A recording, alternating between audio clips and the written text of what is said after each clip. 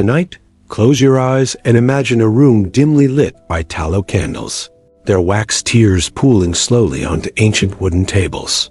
You hear laughter echoing down a narrow stone alley, laughter that sounds brave, tired, and somehow endlessly rehearsed. Outside, the medieval world huddles under heavy cloaks and church bells ring warnings against sin.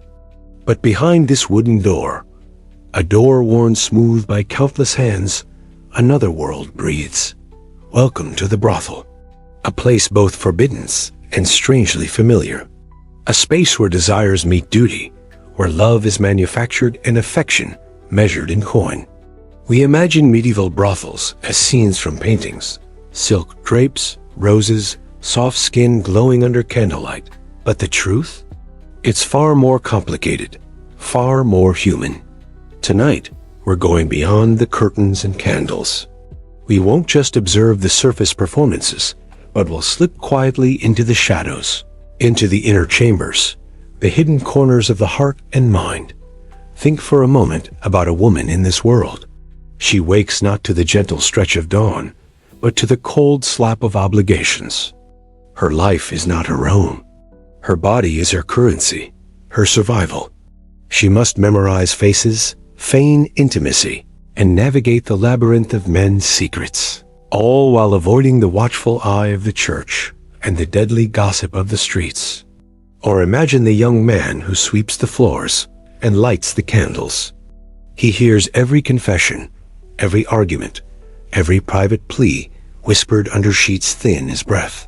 His dreams are filled with the scent of stale ale, rosewater, and wet straw.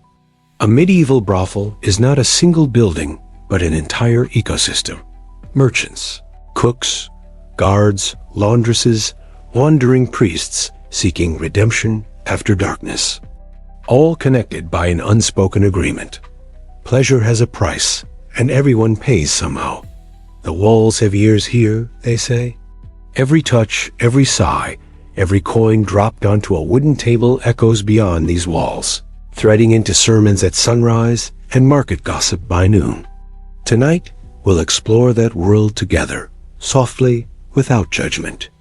We'll listen to their morning rituals, taste their meals of thin porridge and weak ale, and hear the secrets that slip through trembling lips. We'll follow them into the dangerous hours after dusk, when a drunken night becomes both a customer and a threat, when a single slip of the tongue can mean ruin. We will not just talk about what they did, but how they felt, how they survived, how they dreamed. We'll drift past illusions of romance and glimpse the raw edges of survival, the quiet resilience hidden beneath painted cheeks. So settle deeper into your blanket. Let your breath slow. Imagine the distant hum of a lute, the soft scuffle of footsteps outside your chamber. Feel the flicker of candlelight dance across your skin. You're not a visitor tonight. You are part of it. Welcome to the medieval brothel. Welcome to a world where reality and performance merge, where laughter is both shield and dagger, where every night feels like the longest prayer, and every morning feels like the first moment after a dream you can't quite remember. Are you ready? Let's step softly past the threshold together. As dawn crawls over the tiled rooftops and wooden eaves of the medieval town, the brothel breathes out a sigh, long, ragged, and heavy with unspoken dreams. The women begin to stir long before the rest of the city even opens an eye. Their mornings do not begin with soft yawns or the gentle hum of birdsong, but with a sharp awareness of the day, c'est first debt, the self. Imagine a small room where the air is thick with last night's candle smoke, old perfumes clinging to the walls like forgotten songs. You see a woman sitting hunched on a wooden stool, a cracked bronze mirror in her hands. She traces her fingers across her face, mapping lines that have deepened not from age, but from survival. Each wrinkle is a ledger entry of nights spent smiling when her soul was somewhere else entirely. She dips her fingers into a small clay pot of crushed flower petals mixed with animal fat, the closest thing to rouge she can afford. Slowly, she rubs the mixture onto her cheeks, watching her own eyes harden as the color spreads. The paint is not to beautify, but to armor. Her lips, painted with a thin layer of berry juice, curl into a practiced smile. It is not for her. It is for the next man, who will pay to borrow her warmth for an hour and forget her name as soon as he closes the door behind him. Meanwhile, another woman is carefully braiding her hair. The braids are tight, almost punishing, each tug a reminder of discipline. She hums a tune her mother once sang to her by a river far from here, back when her world was wide and her future unwritten. Now her song echoes off these stone walls, a ghostly accompaniment to the clink of coins counted out in the next room. The young girl in the corner, barely 16, fumbles with her threadbare dress. She tries to mimic the older women's movements, but her hands shake. She still believes, sometimes, that kindness might be enough to save her. That perhaps one day a man will walk in and see her as more than a body, more than a commodity. But as she ties her bodice, she remembers the night before, the night with the jagged scar who smelled of wet dog and old iron, who did not ask, did not wait. The brothel's old maid, the only one allowed to keep her own gray hair uncovered, moves from room to room, knocking lightly on each door. She is the keeper of their morning rituals, the silent witness to their transformations from human to illusion. In one hand, she holds a small basket of stale bread and wilted greens. It is breakfast, if it can be called that.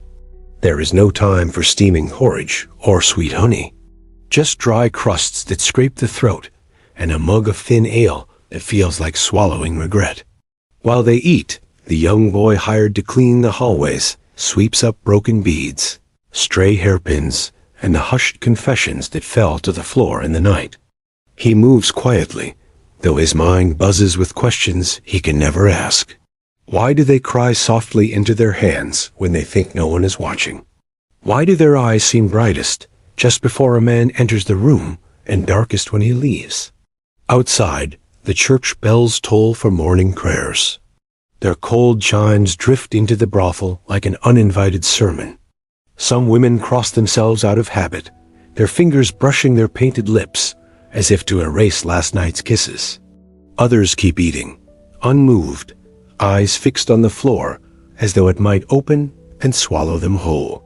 The morning is not a time of hope here. It is a time of inventory. How many smiles are left to offer? How many stories can be conjured before the spirit falters? How many men will come today, bringing with them the stink of the tannery, the boast of the market, the demands of lonely hearts? As the first light spills through the thin linen curtains, they pull on their corsets, tighten their bodices, and adjust the jewelry that looks precious, but is mostly tin-painted gold. They rehearse lines in their heads. You look strong today. Oh, I missed you. I saved this smile just for you. These phrases are their currency, as real and necessary as the coins exchanged at the door. And yet, beneath the routine, there is something else, a pulse of shared resilience. They share glances as they lace each other's dresses, hold each other's hair while retching from the cheap ale or the stinging memory of a rough hand. In those glances is a silent promise. We survive together, even if we are each alone. When the morning preparations are done, they line up behind the heavy oak door. One by one, they step out to greet the day, the customers, and the choices they did not make. The street outside is already alive with the clatter of carts and the bark of merchants. But here, in this quiet moment before the door opens, they are just women breathing the same heavy air, steadying themselves for another day of borrowed affection and bartered dignity. Outside, someone laughs too loudly, and a rooster crows as if mocking them all. The first customer is already waiting, coin in hand, heart hidden behind layers of bravado. And so the day begins, not with a sunrise, but with the rustle of skirts, the silent prayers behind painted smiles, and the echo of steps that will soon walk toward their rooms. As the heavy oak door creaks open, a shiver passes down each woman's spine, though none of them will ever admit it aloud. The day has officially begun. Beyond the threshold, life in the medieval town bustles in predictable patterns. The blacksmith's hammer striking in rhythmic defiance. The fishmonger's guttural calls mixing with the clatter of hooves and the quiet conspiracies traded under market stalls. Yet inside the brothel, time moves differently. It crawls along the edges of each heartbeat, each forced giggle, each whispered lie told in exchange for a coin. The first man steps in. He is a barrel-chested butcher, his hands thick as tree stumps, his breath sour with last night's ale. As he enters, he scans the women lined up along the wall, each one performing her own small act. One flicks her hair, another bites her lip softly, another traces the rim of a chipped ceramic cup. Their movements are deliberate, like dancers trained to hide the agony in each pointed toe. He chooses quickly. His finger lands on a woman with eyes so calm, they almost seem to belong to someone else entirely. She bows her head, takes his hand, and leads him away. Her face is serene, but her mind is elsewhere, perhaps in a memory of the sea she saw once as a child, or in the small corner of her heart that still keeps a list of dreams she promises to revisit someday. Back in the main hall, the remaining women relax slightly, though each knows it's just a pause before the next knock, the next choice. A brothel is a world of relentless repetition, and yet each encounter is its own tiny theater, unpredictable, private, and for some, perilous. One of the younger girls, still learning the silent code of glances and gestures, shifts uncomfortably. She watches as the older women reset their smiles, straighten the folds of their dresses, and check their hairpins as if preparing for a performance. She mimics them, but her fingers tremble when she tries to touch her face. The older maid, seeing this, glides over and cups her cheek. No words are exchanged, only a gentle nod that says, "Breathe. You must breathe to survive here." A tall, thin man enters next. His clothing is finer, though stained at the edges. Perhaps a clerk or a scribe who scribbles love poems by day and seeks solace in borrowed affection by night. He lingers, his eyes darting from one woman to the next as though reading a manuscript only he can decipher. When he finally steps forward and chooses, his hand shakes slightly as he reaches out. The chosen woman offers a half-smile, equal parts pity and practiced warmth. They disappear into the narrow hallway that leads to the private chambers, narrow, candlelit, and lined with secrets. Behind the scenes, the cook stirs a pot of watery stew. The smell drifts into the hall, a thin reminder of sustenance more symbolic than satisfying. Meals here are not for pleasure. They are a mechanical act, fuel to keep the body moving through the same ritual tomorrow. In the courtyard at the back, the boy sweeps up the remnants of last night. Wilted flowers dropped by a drunken customer, a single torn ribbon, a discarded wooden comb. These small artifacts speak a language few can hear, of love pledged and forgotten, of apologies whispered into hair, of promises that evaporated by morning. A sudden commotion draws attention back to the main room. A traveling merchant stumbles in, his cloak heavy with mud and his belt jingling with coins. He is loud, boisterous, eager to display his wealth, as though hoping it will buy him redemption from whatever emptiness he carries. The women put on brighter smiles, though behind each smile is a labyrinth of calculations. He throws a coin on the table, demanding the most exotic one tonight. The women exchange subtle looks, a silent negotiation of who will bear the weight of his hunger for novelty. A woman with deep, dark hair steps forward. She knows her coloring, her foreign ancestry, real or fabricated, makes her the perfect choice. As she takes his arm, she closes her eyes briefly, preparing herself for another hour of erasing her own existence to become whoever he needs her to be. Above them, the small attic windows allow thin slivers of light to pierce the dust-laden air. In those shafts of light, you can almost see the swirl of powder, the glimmer of sweat on skin, the quiet dance of a fly looping through the room. Time feels suspended here, caught between breaths, between whispered confessions and shouts of pleasure that echo too loudly in the cramped spaces. A few moments of stillness return. In that pause, one of the older women leans against the wall and closes her eyes. Her mind drifts to a spring festival from years ago. She remembers a blue ribbon in her hair, a boy who kissed her under the elder tree, the taste of honey on her lips. That memory is all she has left of that girl. Now, she is just a collection of practiced gestures and silent agreements. The maid, moving quietly as always, brings around cups of ale.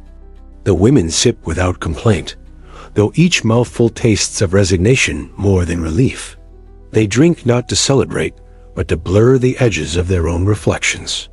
Soon, more footsteps echo on the street outside. The next man is already at the door, fumbling with a coin pouch, his voice rough with impatience. The women straighten again, eyes brightening like lanterns suddenly lit.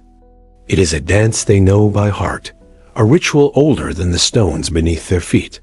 In that fragile instant before the door swings open again, there is a shared breath, a single heartbeat where all their secret selves hover just beneath the skin, threatening to break free. Then the door opens, and the illusion is complete once more. The morning has begun its slow creep toward noon, and with each passing moment, the brothel's pulse grows stronger, louder, a rhythm not unlike the steady drumbeat of soldiers marching outside the city walls.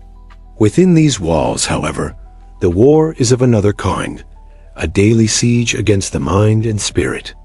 The young girl who had fumbled with her bodice earlier is now alone in a small room, the scent of lavender oil barely masking the sharp tang of sweat and fear. Her hands flutter at her sides like frightened birds.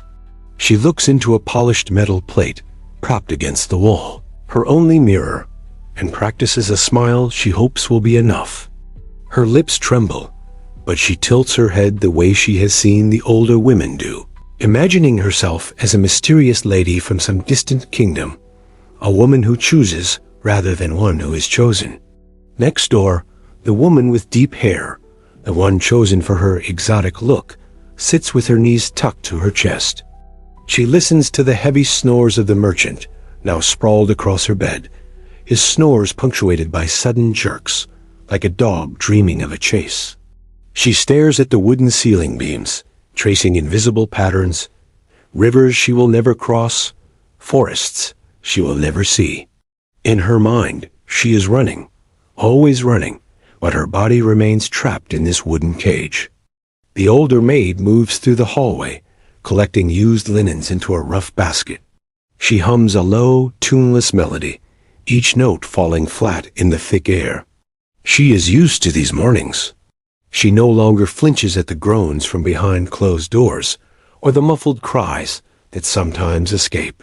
To her, each sound is simply a line in a story she has read too many times to be moved by. She has learned to hold her heart in her pocket, to keep it small and safe. In the kitchen, the cook chops onions for the midday stew, her eyes watering not just from the sting, but from a lifetime of small losses. Each onion layer is a memory, a lover who promised to return, a child buried in a cold winter, a sister lost to plague. She wipes her tears with the back of her wrist, then adds herbs to the pot, stirring with a heavy hand. Food here is never a feast. It is simply enough to keep bones from collapsing under the weight of another day's expectations. Meanwhile, in the courtyard, the stable boy mends a saddle. He glances up at the small window above him, where a curtain flutters slightly. He imagines the women behind it, wonders if they dream of escape as often as he does. At night, he sometimes lies awake, listening to the distant laughter from taverns, imagining himself as a bard or a soldier, anything but the boy who scrubs blood from floors and collects discarded ribbons. Back inside, one woman finishes braiding her hair and ties a scrap of faded blue ribbon at the end. This ribbon, once bright and new, was given to her by a man who had claimed to love her. He had sworn he would return to take her away from this life, But seasons passed, and she remained. Still, she keeps the ribbon. It is her silent rebellion, a secret vow that some part of her remains untouched, waiting. The brothel's main room is momentarily quiet, a rare pause between customers. A few women gather near the hearth, sharing hushed words and small comforts. One woman massages another's shoulders. Another fixes a loose hairpin. In these small acts, there is tenderness, fragile but real. They are each other's only sanctuary, the only mirrors that reflect back their humanity rather than the roles they must perform. A girl hums an old lullaby from her village, a tune about moonlit fields and soft rains. The others listen, their eyes distant. For a moment, they are not courtesans, not commodities. They are daughters, sisters, young girls running barefoot through morning dew, laughing without fear of who might be watching. And a loud knock shatters the spell. The hush breaks, the women scatter back to their places, their faces shifting instantly into practiced masks. One wipes away a tear, another smooths her skirt. The door opens, and a group of soldiers spill in, laughing, already drunk, though the sun is barely overhead. Their armor clinks like a cruel symphony as they stomp into the room, eyes glinting with the hunger of men who have seen too much death and now seek to reclaim a feeling of power through fleeting pleasure. One of them throws a coin pouch on the table, the sound echoing like a slap. The women line up again, each offering a variation of the same smile, inviting, mysterious, unbreakable. But behind each pair of eyes is a fortress of memories and small defiances. As the soldiers choose, the young girl from earlier stands at the end of the line, trembling. A soldier with a scar across his jaw approaches her, his gaze fixed and unwavering. He takes her arm roughly, and she stumbles forward. In that brief second, she meets the eyes of an older woman standing nearby. The woman offers a nearly imperceptible nod, a tiny bridge of strength passed from one spirit to another. The girl inhales, squares her shoulders, and follows the man into the hallway. Her steps echo like tiny drums of resistance down the narrow corridor. In the main room, the remaining women force laughter, fill cups with ale, and pretend the air is not heavy with silent prayers. The maid pours wine with a steady hand, her gaze drifting to the window where sunlight dances on dust motes, a reminder that outside, the world spins on, indifferent to the quiet wars fought in each heart here. And as another morning slips toward afternoon, the brothel continues to pulse, a small universe held together by painted smiles, shared glances, and the unyielding rhythm of survival. The sun has climbed higher now, painting the narrow street outside in shifting shadows. Inside the brothel, those shadows creep across floors, crawl up walls, and settle into the corners like silent sentinels. This hour of the day is often the most deceptive. The world beyond the doors bustles with daily markets, church bells, and gossip, while inside, each minute feels like a lifetime unfolding in the space between breaths.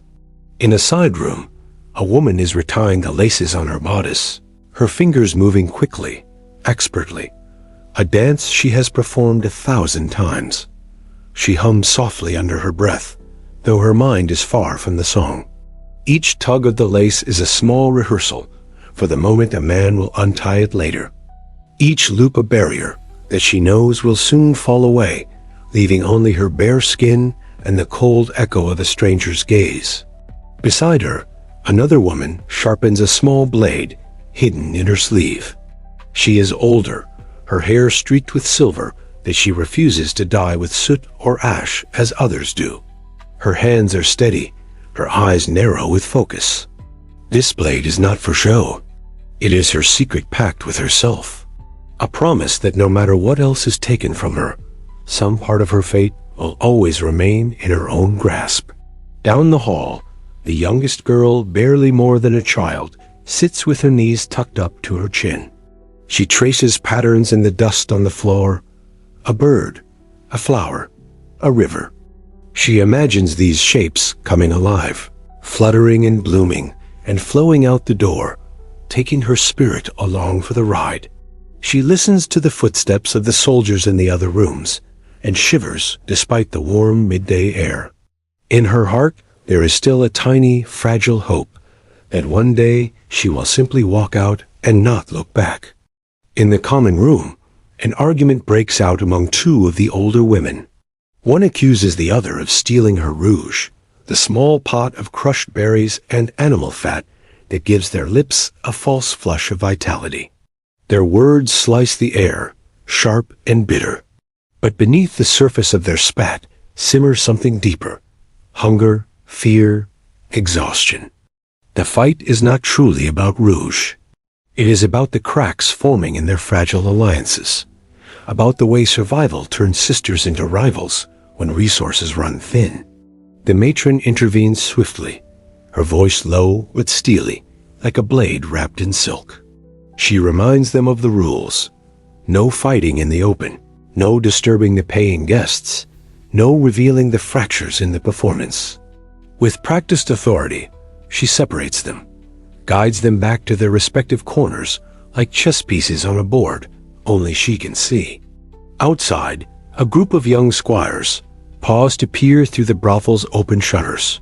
Their eyes are wide with a mixture of curiosity and terror, like boys standing at the edge of a dark forest. They giggle, elbow one another, dare each other to step inside, but none do. Their courage, so loud in the taverns at night, falters in the bright truth of day. A woman notices them and smirks softly to herself. She once had a brother who looked like that, wide-eyed, tender, easy to frighten. She wonders where he is now, if he survived the winter famine, if he even remembers the sister who sold her hair to buy him bread. Nearby, a servant girl scrubs a basin, her knuckles raw and red. She is not one of the courtesans, not yet anyway. But the line between a maid and a companion is thinner than a hair strand. One mistake, one debt unpaid, one glance from the wrong man, and she could find herself painted and perfumed, standing in line like the rest. She knows this, feels it in her bones, and so she scrubs harder, as if she could wash the future away. At the entrance, the doorman polishes a wooden staff, his eyes scanning the street with practiced boredom. He has seen them all: noblemen in rich velvet who tremble like leaves when touched, drunken soldiers who boast of conquests but weep in the dark, traders with quick hands and quicker lies.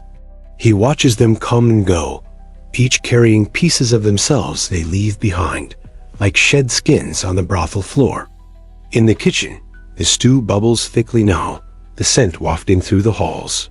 It is a smell that signals both comfort and despair. The women will eat soon, quickly, quietly, perched on stools or standing in doorways. They will share the same spoon, the same stale crust of bread, the same small jokes to mask the trembling beneath. A woman leans against the doorframe, her eyes closed. In her mind, she is on a green hillside, under a sky so blue it hurts. She imagines sheep grazing, a river glinting in the sun, her mother's voice calling her home for supper. She lets the memory fill her, just for a heartbeat, before the smell of sweat and ale drags her back. She opens her eyes, steadying herself for the next man who will call her name. And then, a small, unexpected sound, a giggle. From one of the rooms, two women share a private joke, a tiny bubble of real laughter that rises above the heavy air. It is like a fragile bird taking flight. They cover their mouths quickly, but for that moment, they are free. As the day approaches its peak, the walls of the brothel hum with anticipation. Behind each door, a universe of small tragedies and quiet rebellions unfolds. Each woman prepares in her own way, some with powder and paint, others with silence and sharp objects. The sun moves slowly overhead, indifferent to the pain, the secrets, the fleeting joys contained within these walls. And in this house of painted faces and whispered prayers, the day grinds on, an endless cycle of performance, survival, and the stubborn pulse of hope that refuses to die. The sun reaches its harshest angle, casting sharp lines across the courtyard outside and turning the narrow alleys into glowing rivers of dust. In the brothel, however, light never fully enters. It slides past heavy curtains, filters through cracks, and finally settles as a muted glow on worn floorboards. This is the hour when the world beyond the walls grows louder, but inside, time feels suspended in a thick, honeyed stasis. In one room, a merchant with a round belly and gold rings on each finger adjusts his tunic nervously. He has spent the morning bargaining for spices at the market, shouting over crowds and sweating in the summer heat. Now, he stands awkwardly at the edge of a bed, his hands trembling as he tries to remove his boots. The woman waiting for him sits perfectly still, her face a serene mask carved from moonlight. She nods gently, as if encouraging a child. Inside her, a clock ticks down each minute, each breath counted and measured, each second transformed into coin. Nearby, another woman braids her hair meticulously, each strand pulled tight as though she can restrain her memories by taming her hair. With every twist, she whispers the names of her sisters, her mother, the farm she left behind when the famine came. Each braid is a small thread tying her to a past that feels more like a myth with each passing day. When finished, she pins it high on her head, lifts her chin, and enters the hallway like a warrior preparing for battle. Down the corridor, the matron reviews her ledger with an intensity that belies her years. Her fingers move across the pages, calculating debts, favors owed, and whispered promises. Each line is more than ink. It is a chain, a knot binding the girls to this house and to her. She does not see herself as cruel. She believes she is a shepherd, guarding her flock from wolves, even as she profits from their wool. Her sighs echo softly, drifting into the hall like low prayers. In the small courtyard behind the house, a stable boy dumps a bucket of water onto the cobblestones. The water darkens the dust, releasing a smell of earth and old straw. He pauses, looks up at a small window above, and catches a glimpse of a pale hand resting on the sill. Their eyes meet for a heartbeat, his young and bright, her shadowed and cautious. Then, as if the moment never happened, the hand withdraws and he returns to his chores, whistling a tune he learned from a traveling minstrel. Inside the kitchen, the cook slices onions with mechanical efficiency. Her mind drifts to her own children in the next town. She has not seen them in 5 years, but she sends money when she can, coins that smell faintly of perfume and betrayal.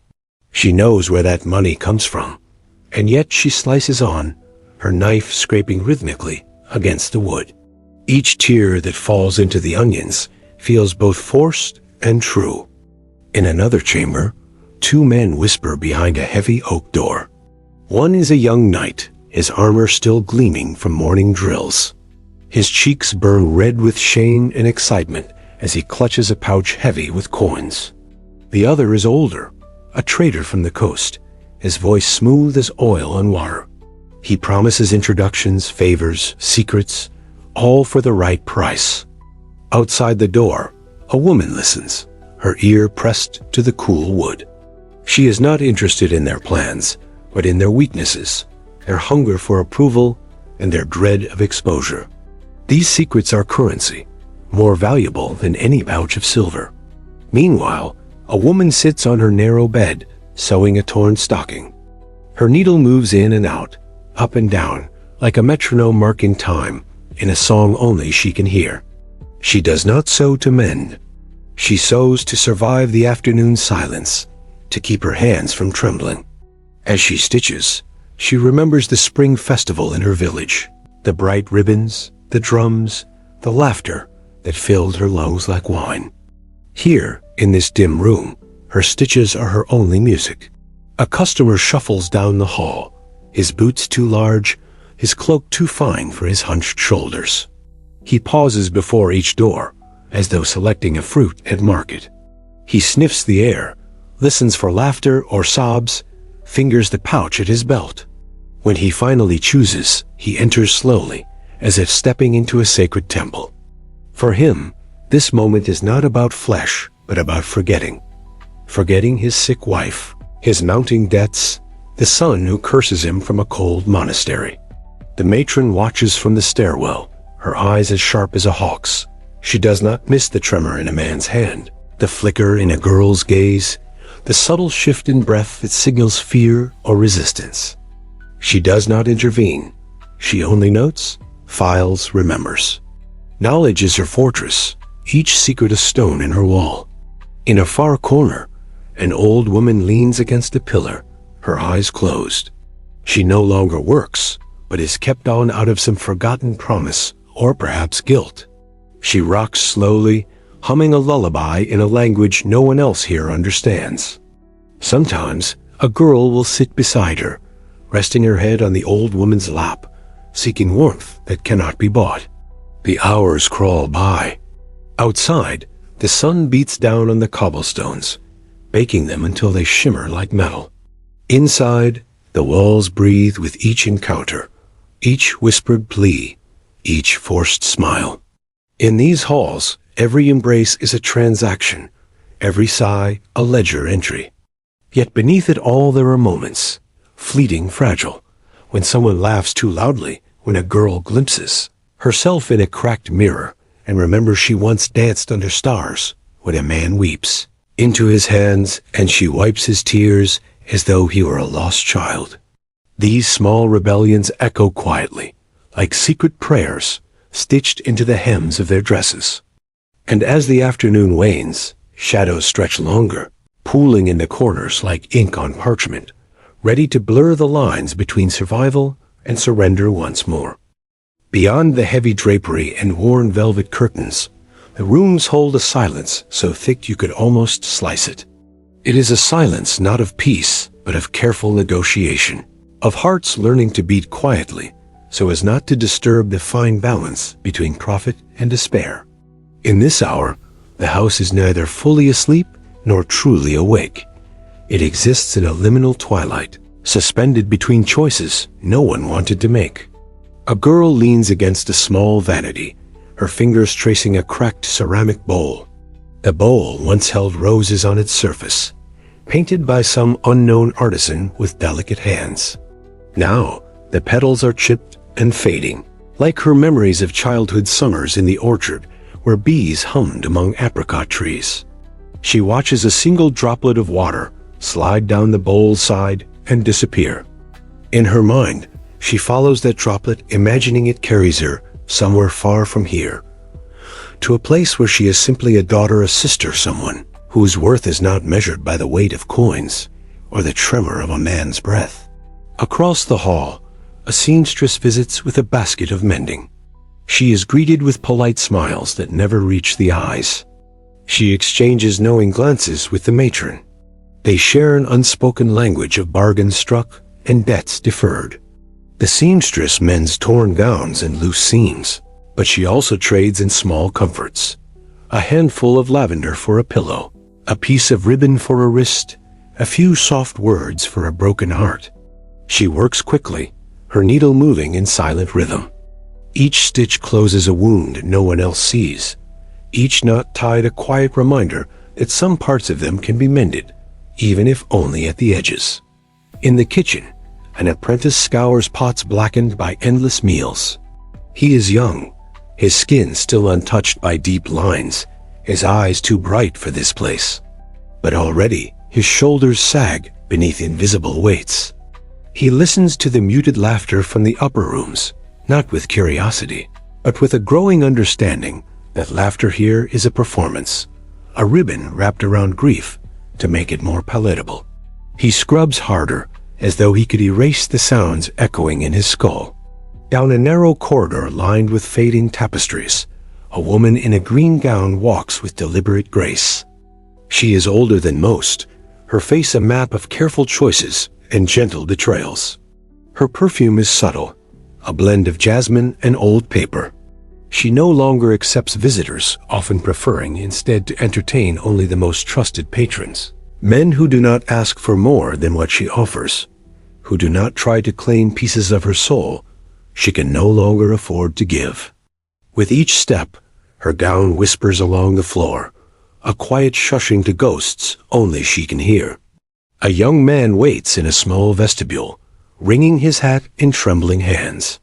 He is a scholar, perhaps a poet, his face pale and his eyes shadowed by sleepless nights. He has come not for pleasure, but for solace, hoping to find comfort in the arms of someone who will not ask questions. When he is finally led to a room, he collapses onto a chair, clutching a small book to his chest. The girl assigned to him listens as he reads verses aloud, his voice breaking on certain words. She does not interrupt. She simply sits close enough that he can feel another heartbeat in the room. In that shared silence, something tender blooms and fades, like a candle flickering before dawn. At the far end of the house, a room remains closed all day. The door is bolted from within, the only clue to its purpose, a faint scent of herbs and crushed petals that seeps through the cracks. Behind the door, a healer works quietly. She tends to injuries that cannot be spoken of in the market square. Bruises hidden beneath silk, fevers brought on by secret fears, wounds left by those who claim to love. Her remedies are old as the hills, poultices of rosemary and yarrow, teas brewed with mint and willow bark. She hums while she works, a low tune that soothes even the walls. Outside, no one dares to knock unless summoned. Her presence is both sanctuary and confession booth, and her existence is tolerated only because even the hardest hearts need mending now and then. In a small alcove near the stairs, a mother visits her daughter. The mother's hair is streaked with gray, her hands rough from farm work. She carries a small basket filled with apples and a knitted shawl. The daughter kneels before her, eyes lowered. They do not speak at first. Words are clumsy tools in the face of such fracture. The mother brushes the girl's hair back, tucking a loose strand behind her ear. Her fingers linger on the girl's cheek, mapping each change that time and hardship have carved. Finally, the mother whispers a single sentence, "You are still my child," and it is both a blessing and a wound. As the day deepens, shadows gather like silent conspirators. The matron moves from room to room, her presence as constant as the ticking of a hidden clock. She checks on the women, her sharp eyes scanning for signs of illness or rebellion. To her, each girl is a thread in a delicate tapestry. If one frays too much, the entire fabric risks unraveling. She adjusts a shawl here, offers a quiet rebuke there, her movements as practiced as a priest tending a sacred altar. Outside, the market begins to close, the smell of roasted chestnuts and spiced wine giving way to the acrid smoke of gutter fires. Men stagger home or wander toward other, brighter pleasures. In the house, however, the tension coils tighter. Each woman prepares in her own way, some by lighting a candle and whispering a prayer to no god in particular. Some by reapplying rouge to cheeks already too red, some by staring into the mirror and reminding themselves that tonight they are not themselves, but a version they have learned to wear like a second skin. The air grows heavier with each passing hour. Somewhere, a lute player begins a slow, melancholic tune that echoes faintly through the walls, a ghost of a melody too fragile to survive the night. In these final afternoon hours, the brothel becomes a theater of breath, a study in survival masked as performance. Here, behind these curtains, bargains are struck not only in coin but in glances, in secrets, in the silent agreement to keep moving forward one heartbeat at a time. As dusk begins to slip its indigo fingers over the town, the house shifts yet again. The quiet labor of afternoon is replaced by the low hum of preparation, like a beehive waking at twilight. In the upper rooms, candles are lit one by one, each small flame a fragile promise against the coming darkness. Their light flickers across worn tapestries, casting soft shadows that move like whispered secrets along the walls. A girl with honey-colored hair sits before a cracked mirror, gently tapping rouge onto her cheeks. She pauses, studying her reflection as if searching for someone else inside the glass. Tonight, she will be whoever they want her to be. A nobleman's fantasy, a soldier's fleeting comfort, a merchant's escape from an unremarkable life. Beneath the powder and perfumed oil, she feels her true self slipping further away. She remembers a night long ago, sitting by a river, where moonlight danced on the water, and her laughter was her own. Here, laughter is a currency, spent carefully and never without cost. In the main hall, the matron orchestrates the evening like a conductor directing a hesitant symphony. She checks hairpins, straightens bodices, smooths stray threads. Her face remains impassive, but beneath her calm exterior simmers an ocean of calculations. Who will earn the most tonight? Who needs rest? Who is too fragile to meet the eyes of another stranger? To her, the women are not simply workers. They are fragile investments, lives balanced delicately on the edge of a knife sharpened by poverty and desperation.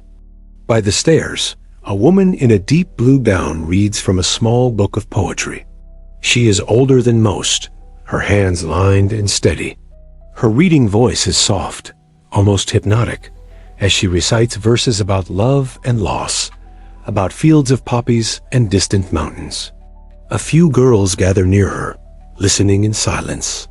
For a few moments, the words build a different world, a place where each breath is not weighed against silver coins. But even poetry cannot last forever here. When the final line fades into the hush, the girls slip away, carrying echoes of verses in their hearts as thin shields against the night ahead. In a corner of the courtyard, a boy tends to a cluster of potted herbs, sage, lavender, mint. Their scents rise into the air, mingling with the faint tongue of wood smoke and wine. He hums as he works, unaware that his melody drifts up to the windows while women lean out to catch the last light of day. The herbs are used for teas that soothe aching bellies, for poultices pressed against bruised skin, for small blessings whispered over trembling hands. In this place, where everything is transactional, the scent of mint on a pillow can feel like an act of defiance, a small reminder that tenderness still exists. Down the hall, two women rehearse a dance in front of a cracked, smoky mirror. One laughs and stumbles, her ankle twisting slightly. The other catches her and steadies her with a gentle touch. Their laughter rings out, too bright for this space, and they hush themselves quickly, glancing toward the door. In that fleeting contact, there is a hint of something unspoken, a quiet love, perhaps, or simply shared understanding. In a house where bodies are currency, genuine connection is the rarest treasure. In the small kitchen, a cook stirs a pot of thin broth. She adds pinches of dried rosemary, humming an old ballad about sailors and lost loves. Tonight's meal is meager, a thin warmth against a long night. As she ladles the broth into bowls, she presses a hand against her own aching lower back. She thinks of the daughter she left in a village far away, the daughter who believes she works as a seamstress for wealthy merchants. Every night, she promises herself that one day she will leave, that she will see her daughter's face without the weight of these lies. But for now, she stirs the pot, her dreams dissolving like herbs in hot water. On the balcony overlooking the courtyard, a young woman stands, her hair piled high and pinned with cheap pearls. She watches the lanterns being lit in the streets below. The glow turns puddles into pools of trembling gold. She remembers arriving here, shivering in a threadbare cloak, clutching a small cloth bundle that held her only dress. She had thought herself strong, convinced she could choose her path. But the choices offered to her were illusions wrapped in silk and promise. Now she stands in the half-light, a spectator to her own unraveling. She presses her fingers to her lips, as if to quiet a scream she doesn't dare release. A nobleman's carriage arrives outside. The matron moves swiftly, greeting the footman with a practiced smile. Inside, the girls line up behind the velvet drape, each heart beating its own frantic rhythm. Some close their eyes and recite prayers they no longer believe in. Others stare ahead, dry-eyed and hollow. The curtain is drawn, and they step forward one by one, each presenting themselves as though stepping onto a stage. Names are not asked, stories are not told. Only eyes meet, quick and assessing. The nobleman nods and selects one. The rest retreat into the dim hallway, where they lean against the walls, catching their breath as though they have just run a race no one saw. A heavy silence descends after the selection. In small clusters, they murmur among themselves. Who was chosen? Who will return with bruises? Who will disappear for days? They wrap arms around each other in brief gestures of comfort before drifting apart again. Beneath the painted smiles, an invisible web of grief and solidarity binds them tighter than any ribbon. As the final rays of the sun bleed into the horizon, the house inhales. Candles flicker in windows, inviting shadows inside. The courtyard gates are closed. From the street, it looks almost serene. A warm glow, a hint of music, a promise of forbidden pleasures. But inside, each heartbeat is a drumbeat of survival. The performances are about to begin. Each encounter a dance with a stranger's desires. Each embrace a step deeper into the labyrinth of loss and longing. And so they wait, painted, perfumed, prepared, each one rehearsing the face she will wear tonight, each one wondering if, when morning comes, she will still recognize the girl beneath the powder. Beyond the curtain of candlelight and whispered giggles, there is a different world, one not seen by the gentlemen who enter through the front door with heavy boots and heavier purses. Behind each carefully arranged curl, each rehearsed smile, there are small personal rituals unfolding in quiet corners. These are the last fragile moments before the night fully claims them. In a narrow room lined with chipped wooden pegs, a young woman ties a piece of red ribbon around her wrist. It is a superstition, a small charm against cruelty. Her grandmother once told her that red threads confuse evil spirits, that they knot and snarl around sharp intentions. Tonight, she hopes it might also tangle the hands that reach too roughly, or the words that cut deeper than any blade. She breathes slowly, her fingers trembling as they knot the ribbon, as if every loop is a prayer whispered into the dark. Two girls sit on the edge of a straw mattress, knees almost touching. One braids the other's hair with nimble fingers, twisting the strands in a pattern taught by her mother long before she knew what a brothel was. Each tug is gentle, a silent conversation. They do not speak. They do not need to. The braid becomes an invisible armor, each woven section a reminder that she is not entirely alone. When the braid is finished, they meet each other's eyes in the dim mirror, a flicker of a smile, gone almost as quickly as it appeared. In the washroom, the smell of lavender and tallow soap rises with the steam. A woman stands, shoulders bare, scrubbing her arms until the skin turns pink. She tries to erase the scent of the last man, though she knows it clings deeper than skin. She washes as if she might find her true self beneath the layers of perfume and expectation. Her reflection wavers in the basin's water, fragmented by ripples and soap bubbles, an echo of the life she once imagined. A small cottage, a garden of herbs, a child's laughter floating on the wind. But here, in this stone basin, those dreams dissolve and swirl down the drain. Elsewhere, in a small alcove behind the stairs, an older woman writes in a thin journal by candlelight. The words curve and loop elegantly across the page-secret stories, confessions that would never be spoken aloud. She writes of the girls, of their small rebellions and brave laughter. She writes of her own regrets and the lover she left in another city, whose letters she still keeps folded beneath her pillow. Writing is her refuge, a silent witness to a life that feels too heavy to carry alone. Each page is a promise to herself that she is still more than her role, still more than the sighs that echo through the night. In the main hall, the matron inspects the house one last time. Her steps echo on the polished floorboards. She adjusts candle heights, smooths a crease in a velvet curtain, plucks a stray thread from a bodice. Her face is carved from stone tonight, every movement measured, every decision weighed. She knows which men must be flattered, which ones might snap like brittle branches. She knows who carries a hidden knife in their sleeve, who brings flowers out of genuine tenderness.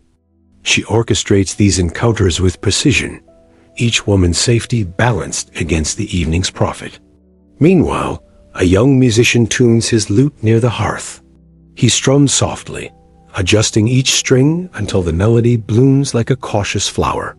His music is meant to cover the silences that fall between glances and the sounds of coins changing hands.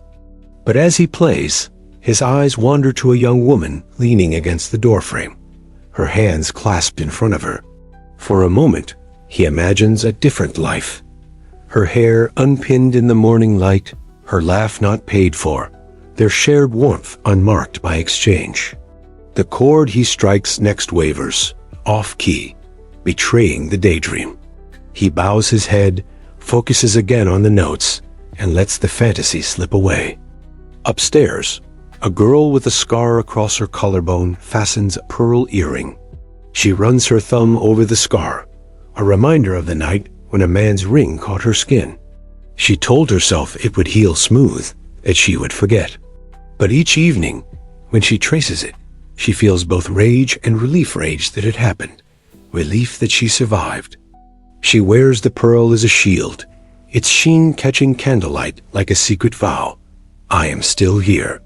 In the corridor, a maid carries a tray of honeyed wine, her footsteps cautious on the creaky boards.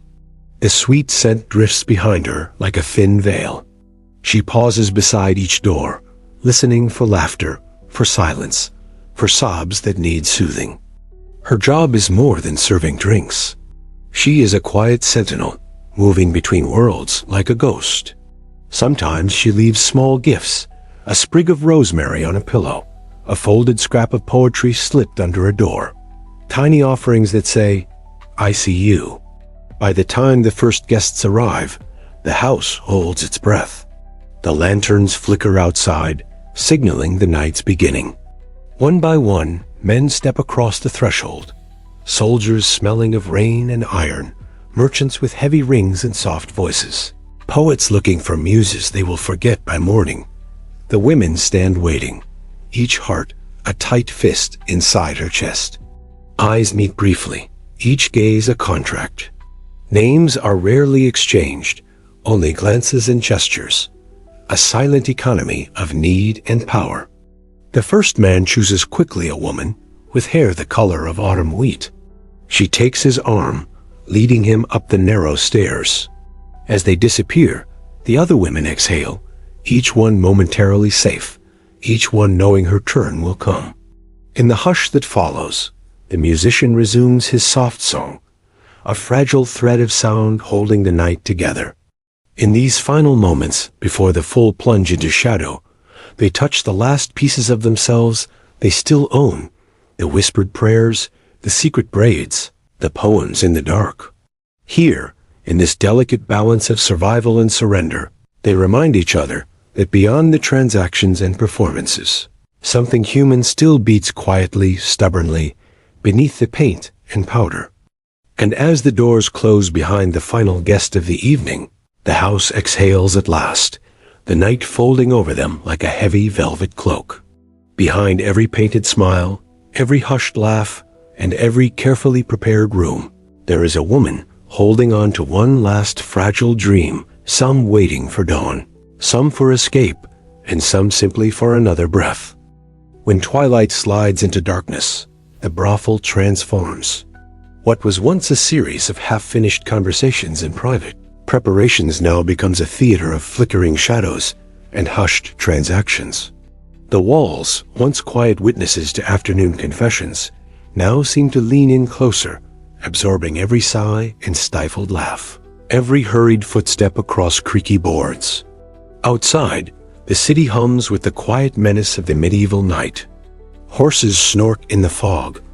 The occasional bark of a stray dog echoes off stone alleyways, and guards shuffle beneath lanterns, their breath visible in the cold. In the narrow lanes leading to the brothel, men arrive in twos and threes, their cloaks drawn tight, eyes darting toward doorways and corners. Each step toward the entrance is a silent negotiation between desire and danger, between the longing to disappear into warmth and the risk of being seen. Inside, candles sputter in wrought iron holders, casting restless silhouettes across the walls.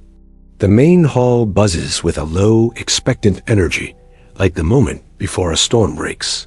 The matron stands near the entrance, her hands folded, her gaze sweeping the room with the cool assessment of a seasoned general surveying a battlefield. Tonight, she expects a handful of noblemen, 2 traveling merchants, and a city clerk with a fondness for poetry and long monologues. Each guest requires careful orchestration, each encounter choreographed down to the smallest glance. A young musician resumes his place by the hearth, plucking gentle melodies that thread between the conversations like fine embroidery. His music serves as a balm, a distraction from the anticipation that sharpens every movement. He knows his songs are meant to soften the edges, to make the men feel noble and romantic, even as they barter over bodies and souls. At a small table near the corner, 2 girls sit with their hands resting on each other's knees beneath the tablecloth. One traces circles on the other's palm, a silent rhythm they share only when they're together. They exchange brief, knowing looks acknowledging the night ahead without surrendering to it entirely. Theirs is a language beyond words, a tender resistance to the expectation that they should be merely vessels for someone else's fantasies. Upstairs, in a dim corridor that smells faintly of roses and smoke, a woman adjusts the position of a carved wooden figurine on a side table. She believes the figurine, a small mother goddess, brings her luck. Tonight, she whispers to it, "Let them be gentle. Let me make it through." Her voice is barely audible, a ripple in the quiet hall. When she finishes, she smooths her gown, tucks a curl behind her ear, and steps into her room. There she will wait, composed and still, a fragile monument to patience. The first knock echoes through the house, sharp and deliberate. A merchant with a thick silver chain around his neck enters, eyes scanning the room like a hawk circling prey. The matron greets him with a carefully measured smile, offering a cup of honeyed wine. He drinks in one gulp, wipes his mouth on his sleeve, and points to the woman with the mother goddess figurine. She stands without a word, her spine straight, and walks toward him with the grace of someone who has learned to wear pain like silk. Behind them, a young nobleman arrives, his cheeks flushed with wine and excitement. He carries a pouch that jingles with each swaggering step. He is accompanied by 2 friends, laughing loudly, eager for spectacle. They talk of tournaments, of wagers and conquests tonight.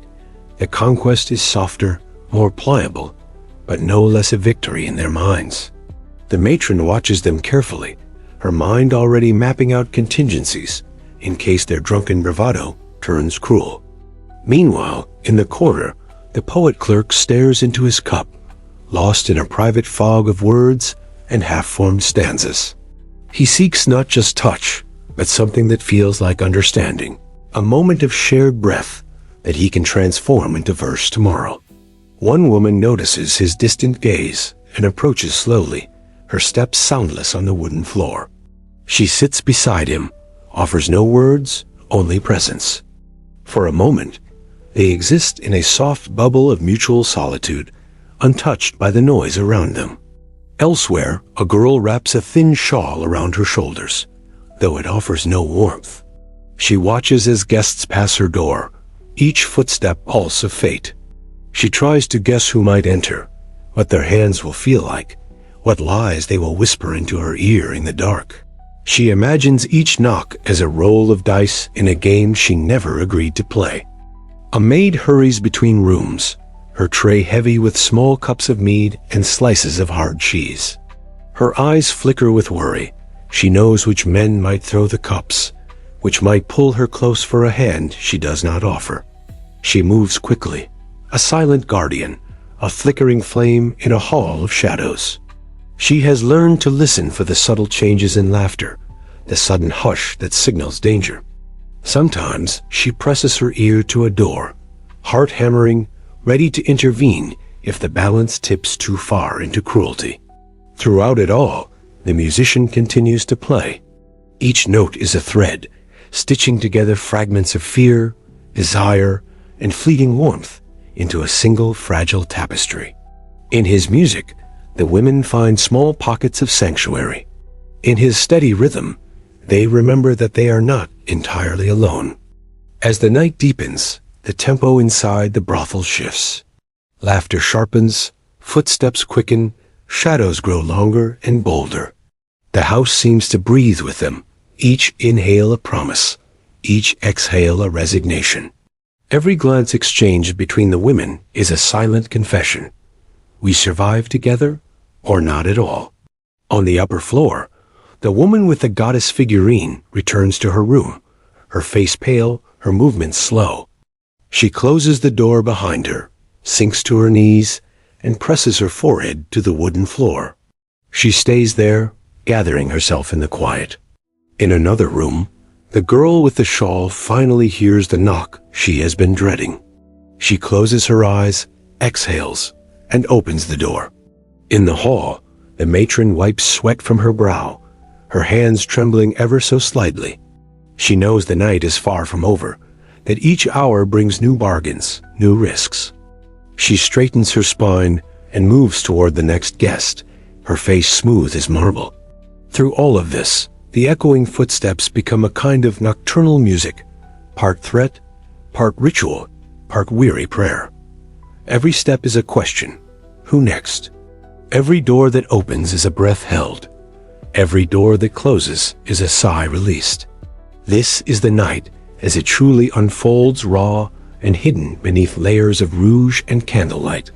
Here, survival is a dance, a series of small negotiations made in silence and shadow. Each woman carries her own secret rhythm, her own hidden pulse beneath the thin fabric and forced smiles. And together, they weave through the night, a silent army of echoing footsteps in a house that never truly sleeps. As the moon climbs higher above the city walls, the brothel becomes a labyrinth of quiet transactions and hidden sorrows. Outside, the streets fall into a hush, broken only by the clatter of distant horse hooves or the clink of a watchman's lantern against his armor. But inside, the world is far from silent. Here, every whisper is amplified. Every heartbeat feels like a drum. A woman named Aliner sits at her dressing table, running a thin comb through her tangled hair. The candle before her flickers, its flame low, barely illuminating the small wooden mirror. In the glass, she sees not just her own face, but the faces of all the men who have looked at her with longing, contempt, or empty fascination. Each face is a ghost that lingers in her expression, a silent echo pressed into her skin. She picks up a small vial of rose oil and dabs it behind her ears, hoping to mask the smell of sweat and cheap wine. Then, she closes her eyes and whispers to herself the same phrase she says every night. Tonight, I am not here. Tonight, I am the ocean, the wind, the moonlight. It is her fragile spell, her shield against the weight of other people's needs. Downstairs, a group of traveling merchants gather near the hearth, their voices low and conspiratorial. They lean over mugs of strong ale, exchanging stories of distant markets, of silk roads and spice ships, of fortunes won and lost at sea. Their laughter is rough and uneven, echoing through the hall like the low growl of a restless animal. Behind their jokes lies a tension, a shared understanding that tonight they will lay down the burdens of trade in exchange for warmth, softness, and forgetfulness. One of them, a young man with a crooked tooth and weather-beaten skin, stares into the fire as if it holds an answer he cannot voice. When the matron approaches to ask his preference, he startles, as though she has woken him from a dream. He chooses Allinger, his voice almost apologetic, as if he fears she might refuse him. She does not. She rises from her table, folds the small comb into her sleeve, and follows him up the stairs. In another corner of the house, two sisters Ilse and Freya sit side by side on a narrow bench, their fingers intertwined beneath their skirts. Their bond is older than the walls around them, forged in a childhood of famine and loss. They arrived at the brothel together, and though they serve separately, they always return to each other in the in-between moments. They speak in low voices, weaving small jokes into each other's ears, sharing fleeting smiles that do not reach their eyes. Tonight, Freya is called first. A city watchman stands at the foot of the stairs, waiting with the restless energy of a man who spends his nights in violence and shadows. She kisses Ilse's forehead softly, stands, and takes the watchman's hand. Their fingers touch for only a moment, but in that instant, Ilse feels a cold wave of dread wash over her. She watches her sister ascend, each step a small, silent farewell. In the kitchen, an older woman named Maud tends to a pot of thin soup simmering over a low flame. Her hands move slowly, her fingers twisted from years of arthritis and endless labor. Maud has seen decades of nights like this. She knows every cry, every muffled shout, every footstep on the creaking stair. She remembers when the house was new, when the walls smelled of fresh lime and pine resin instead of sweat and fear. She ladles soup into small bowls for the girls who have finished early. Tonight, there are three who sit in the shadows of the kitchen, hunched over their bowls like small birds guarding scraps. One of them, a young girl named Miri, is barely 16, her eyes too large for her narrow face. She eats slowly, as though each spoonful might vanish if she's not careful. She dreams of someday buying her freedom, of opening a stall in the market to sell honey cakes and embroidered scarves. But for now, her dream is no larger than the flickering candle beside her. Upstairs, a leaner stands before the crook-toothed merchant. He fumbles with his belt, his hands shaking. She watches him with a gaze so detached it might as well belong to a statue. She guides him gently, whispers small reassurances, moves as if she's dancing through a slow, mournful waltz. When he finally collapses against her, exhausted and silent, she turns her head and stares at the moonlight seeping through a crack in the wooden shutters. In that beam of silver, she imagines the sea she once saw as a child, the endless waves and salt spray, the promise of somewhere else. She imagines herself there, weightless and unbound, carried far away from this room and the ghostly hands that shape her life. Back downstairs, Ilse waits. Her fingers twist into the fabric of her dress, her shoulders drawn tight as a bowstring. Every muffled sound from the upper rooms is a small dagger, each footstep a phantom threat. She closes her eyes and recites the names of the saints in her mind, not from faith, but because the rhythm is steadying, like the lull of waves against a pier. The matron moves among the rooms, her skirts brushing the floor like whispering reeds. She checks on the girls with practiced efficiency, her gaze sharp, her voice low and firm when needed. To outsiders, she might seem a warden, but in her own way, she is both shield and sword. She knows which guests are likely to leave bruises, which require extra wine to soften their tempers, which might slip a dagger from a sleeve if crossed. In a quiet alcove near the front door, a small shrine sits hidden behind a curtain. A flickering candle burns before a worn statue of the Virgin, her face smooth from years of soft touches and desperate prayers. A handful of coins and dried lavender rest at her feet, offerings left by the girls. Each night, before the house awakens fully, they come here one by one, tracing a cross over their chests, whispering tiny, trembling hopes. Let me survive tonight. Let my sister return. Let my body not betray me. This room, for a moment, holds the heart of the house tender, fractured, defiant. Here, they are not performers or objects or vessels. Here, they are simply women, afraid and unbroken, however briefly. As the night drags on, the air thickens with sweat and the tang of cheap perfume. The halls feel tighter, the walls closer, as if the house itself is exhaling in slow, weary sighs. Every breath feels like it must be rationed, every heartbeat a cautious offering to the dark. Yet even amid the exhaustion and ache, small kindnesses bloom like fragile night flowers. A hand brushing a tear from a cheek, a shared crust of bread, a quiet song hummed between rooms. These small gestures are their secret rebellion, the soft, stubborn roots that keep them tethered to each other. When Freya finally returns to Ilse, she falls into her sister's arms, her face pressed to her neck. They do not speak. Their silence is deeper than words, heavier than any confession. Together, they sit until dawn's first pale streaks crawl across the shutters.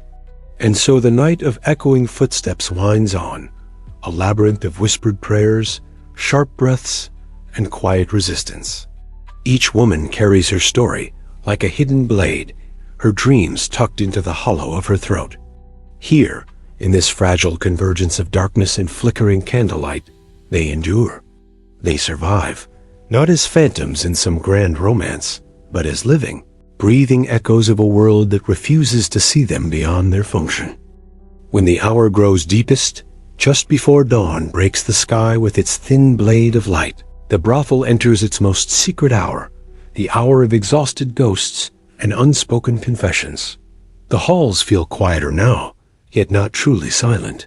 Each creak of wood is a whisper of past nights, each shifting shadow a half-remembered promise or threat. On the upper floor, the merchant from earlier sleeps in a curled heap, his breath raspy and sour. Alina stands by the window, arms folded tightly across her chest. The moon is lower now, its pale glow softened into a haze. She listens to the rhythmic murmur of his snores, each exhale a reminder of her own survival. She thinks of the village she left long ago, a place where the sea lapped at the dunes and children ran barefoot among salt-slick rocks. She recalls the warmth of her mother's arms, the scent of barley bread baking at dawn, and the way the gulls screamed above the waves as if they were laughing at the world's sadness.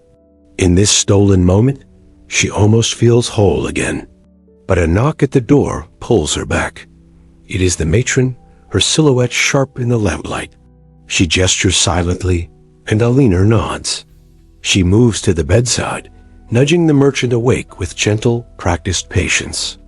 He rises sluggishly, pulls on his clothes with fumbling fingers, and leaves without meeting her gaze. She watches his shape dissolve into the hallway, feeling a pang of something not regret, not relief, something softer and sadder than either. Down in the kitchen, Miri stands at the basin, splashing her face with water so cold it stings like needles. She looks at her reflection in the dark water, seeing a child's face haunted by a grown woman's eyes. Her fingers tremble as she rubs the dirt from her cheeks. She wishes she could scrub away the weeks, the months, the years, until she finds the girl who used to dream of dances in flower meadows and markets bustling with music. Beside her, Maud fusses over a pot of herbs, muttering under her breath. She glances at Miri and frowns. Without words, she hands the girl a cup of warm broth. Miri accepts it with both hands, her lips pressing into a thin, grateful line. Maud does not ask her to speak. There is an understanding between them, that here, comfort is offered quietly, as a gesture, not as a question. Nearby, Ilse wraps a thin shawl around Freya's shoulders, her fingers moving delicately, as if handling a rare scroll. Freya leans into her sister's touch, her eyelids drooping, her face pale as the early morning frost. Together, they sit on a small bench, pressed so close that their heartbeats almost synchronize. Ilse begins to hum a lullaby, one their mother used to sing, a song of river reeds and hidden sparrows. Freya's eyes flutter shut. In this hour, they are not performers or survivors, but simply two sisters trying to find warmth in each other's nearness. A song drifts through the corridor like a thin veil of smoke, wrapping around the other girls, weaving them into a single breath, a shared heartbeat. Behind a curtain near the entrance, a man kneels at the small shrine to the Virgin. His hands shake as he leaves a copper coin and a sprig of rosemary. He is a local blacksmith, known for his roughness in the forge, but his gentle hands here. His wife died during childbirth many winters ago, and he visits the brothel not for the bodies, but for the illusion of connection. Tonight, he does not call for anyone. Instead, he weeps softly into his palms, the candlelight catching the tear tracks on his soot-streaked face. The matron watches from the shadows, her arms folded. She has seen him many times, his sadness as consistent as the moon's cycle. She does not judge. She does not approach. In this house, grief is as common as laughter, and both are allowed their quiet corners. In a narrow room upstairs, a girl named Elsbeth presses a small wooden figure to her lips, a saint figurine, its surface worn smooth from years of prayer. She prays not for escape or salvation, but for resilience, for the strength to face the next hour, the next man, the next dawn. As she sets the figure back on her windowsill, she notices a spider weaving a web in a corner. Its thin, silvery threads glimmer faintly in the moonlight. She marvels at its patience, its quiet labor, how it builds something delicate and strong in the shadows. She smiles sadly, feeling a kinship with this small creature, both of them artists of survival. The house shifts as the last guests stumble out into the night, their footsteps heavy and uncertain. The echo of doors closing, the murmur of coins changing hands, the low rasp of laughter fading into the misty street. All these sounds form a closing chorus, the final stanza of the night's cruel ballad. Downstairs, Maud begins to clear the kitchen. She hums a hymn beneath her breath, a song older than any of the girls, older than the stones of the city walls. It is a song about the river that runs beneath the moonlight, a river that carries away pain and sorrow, if only for a moment. One by one, the girls gather around her, some still wrapped in shawls, others barefoot and shivering. They sip the last of the broth, sharing small slices of stale bread. In these fragile minutes before dawn, they are together not as rivals or colleagues, but as sisters in quiet resistance. Ilse gently braids Freya's hair, her fingers moving with the careful reverence of a priestess tending sacred scrolls. Miri leans her head against Maud's shoulder, her eyes half closed. Eleanor sits on the floor, back against the hearth, her gaze lost in the dance of dying embers. Outside, the sky begins its slow gloom into pale gray. The first birds stir in the narrow alleys, their songs thin and hesitant, like shy greetings after a long silence. The city's rooftops gleam with frost, and the distant market bells ring faintly, calling the bakers and fishmongers to their stalls. In this quiet threshold between night and day, the brothel breathes as one creature, weary, scarred, but still alive. Each woman carries her private wounds, her buried dreams, her secret name whispered only to the moon. Yet here, wrapped in wool shawls and shared silence, they find a fragile solace. They do not speak of escape tonight. They do not speak of futures. They simply exist together in the tender hush before the world demands their bodies and smiles again. And as the first light spills across the floorboards, glinting on the candle stubs and empty cups, the women close their eyes, if only for a moment, to remember that they are more than vessels, more than shadows. In this liminal hour, they are as real and vast as the sea, as the moon, as the echoing footsteps of their own resilient hearts. In that twilight hour before dawn, when the world holds its breath, and even the rats pause in their scuttling, a certain fragile honesty begins to unfold. It is a time when walls crumble quietly, not from hammer blows, but from the slow, aching weight of countless nights. Eleanor descends the narrow stairs, her bare feet pressing softly against each worn step. Her shawl slips from her shoulders, revealing bruises that look like storm clouds drifting across her skin. In the kitchen below, Maud tends a small pot over the fire. stirring it with the same patience she would use to soothe a crying child. The faint smell of barley and herbs rises, mingling with the stale scent of sweat and candle wax. Elinor sits heavily on a bench, her eyes glazed as though seeing beyond the walls. Maud does not speak. Instead, she ladles a portion into a cracked clay bowl and sets it before her. There is no ceremony in this gesture, only survival dressed in silence. Elinor sips slowly, her fingers trembling, and a single tear slides down her cheek, disappearing into the warmth of the broth. Near the hearth, Miri curls herself into a tight ball on the floor, her knees drawn to her chest. Her hair is matted, sticking to her face in damp strands. She rocks slightly, a quiet rhythm echoing an old cradle song long forgotten. Her lips move in silent prayer, or perhaps a broken lullaby to herself. Ilse sits cross-legged beside her, methodically untangling a piece of embroidery left unfinished. Each loop and knot holds a fragment of a story she dares not say aloud, the flicker of a childhood dream, the whisper of a summer meadow, the ghost of a first love's laughter. Every time her fingers tighten around the thread, she pulls herself back from the brink of despair. Freya, pale and feverish, rests her head in Ilse's lap. Her breath is shallow, punctuated by soft coughs that sound too old for her young lungs. Ilse's hand hovers over her forehead as though she could draw the sickness out by sheer will. She hums softly, her voice almost drowned by the crackle of the fire. Freya's eyes open, unfocused, and in a fleeting moment of lucidity, she smiles. A fragile curve of the lips that flickers and vanishes like a candle flame in wind. At the far end of the room, the matron sits with her back to the wall, a ledger open across her knees.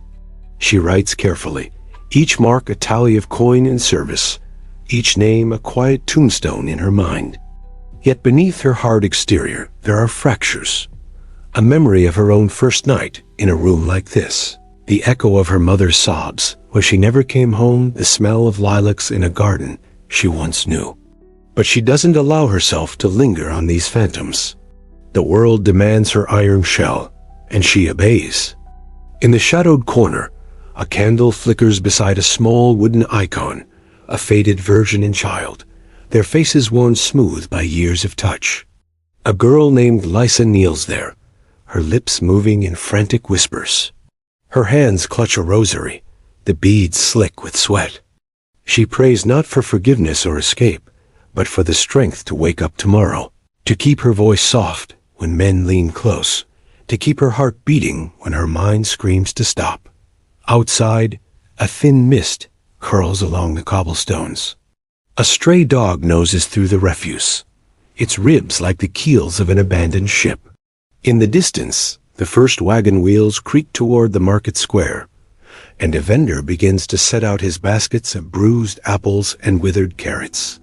Somewhere, a rooster crows, splitting the night's veil like a blade. The air grows heavier inside the brothel. Each woman feels it, the slow crushing of another day approaching. Their muscles tense, their gazes darken, and the thin thread of comfort they found in each other's presence begins to fray. Maud sets down the ladle and moves to Miri, gently smoothing her hair away from her face. Miri looks up, her eyes wide, unblinking. Maud hums a verse of an old traveling song, one that speaks of wandering rivers and endless horizons. For a moment, Miri's breathing eases, her rocking slows. She closes her eyes and imagines herself by a quiet stream, her hands trailing in clear water untouched by blood or men's breath. Ilse looks up from her embroidery, her hands frozen mid-stitch. She watches Maud and Miri, and her lips part as though she might speak, but no sound comes.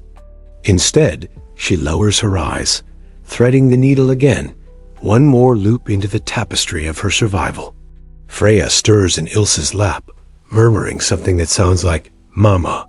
Ilse's face tightens, but she forces a smile, leaning down to kiss her sister's forehead. "Sleep," she whispers, though she knows there will be no real rest. In the kitchen, The matron closes her ledger and stands. She surveys the room, her eyes moving over each woman with a cold tenderness, as though counting petals on a dying flower. She opens her mouth as if to speak, but then simply turns and walks into the back room, her steps echoing like a quiet drumbeat against the stone floor. A gust of wind sneaks in through a crack in the shutters, setting the candle flames to dancing. The girls shiver, drawing shawls tighter, as though the chill comes not from the wind, but from the inevitability of sunrise. Alina finishes her broth and sets the bowl aside. Her eyes meet Ilse's, and in that locked gaze, there is a language older than words, a shared knowledge of things endured and lost, of small mercies and deep wounds. Alina reaches for Ilse's hand, and though no words pass between them, something fragile and fierce moves between their fingers. Outside, the first footsteps of the day grow louder. The market vendors call out in rough voices. A cart rattles over the stones. The city yawns and stretches awake. In here, the women brace themselves, inhaling the final shared breaths of the night. For a few final heartbeats, they are not performers, not commodities. They are simply women holding on to each other against the tide of dawn. They hold on because that is all they can do. Because in this world, sometimes survival is the only act of rebellion left. And then the door creaks, and the day begins. The first footfalls echo in the hallway like distant thunder, a slow-growing rumble that makes every woman stiffen. These are not the hurried steps of a lover, coming to confess affection, or the gentle tread of a healer with balm and quiet words. No, these are the steps of patrons, heavy with coins, expectation, and the unspoken contract of power. Miri rises shakily from her place on the floor, her thin fingers grasping at the frayed edge of her shawl as if it could shield her from what comes next. The early light slips in through the cracks in the shutters, painting her face in stripes, half in dawn's pale warmth, half still cloaked in night's cool secrecy. She takes one breath, then another, each as fragile as a spider's silk. Nearby, Alina helps Freya to her feet. Freya's feverish eyes search the room as if hoping to find a hidden door that will lead to a different life. A life where she wakes to a lover, soft voice and the scent of bread baking not the musty weight of a stranger's breath. Her lips tremble, but she stands. Because standing is what survival demands. Ilse smooths her hair back into a braid, each stroke of her fingers both practical and ritualistic. It is an act of order in a world of chaos, a small defiance against the unraveling. Her hands tremble as they tie the end of the braid, but she keeps her movements steady. Order, she reminds herself, is strength. In the corner, Lysa finishes her whispered prayer and kisses her rosary, pressing it to her chest before tucking it away beneath her bodice. She straightens, her face a blank canvas carefully composed. The tears will come later. They always do. But for now, she must be the soft reflection the patrons want to see. A painting of innocence, of willing surrender, even if neither has ever belonged to her. Maud moves slowly from girl to girl, adjusting a collar here, brushing away a smudge there. Her eyes do not meet theirs for long. She knows that to look too deeply is to drown in the ocean of their silent pleas. Instead, she focuses on the small tasks, a tug at a sleeve, a murmured word of encouragement that sounds more like an echo of a distant lullaby than true comfort. The matron stands in the doorway, her silhouette framed by the rising sun. She watches them with a gaze as hard and clear as cut glass. Her mouth tightens as she counts them, each woman a coin in her ledger, each bruise a calculation. She does not smile, for smiles are luxuries here, as rare as spices on a peasant's table.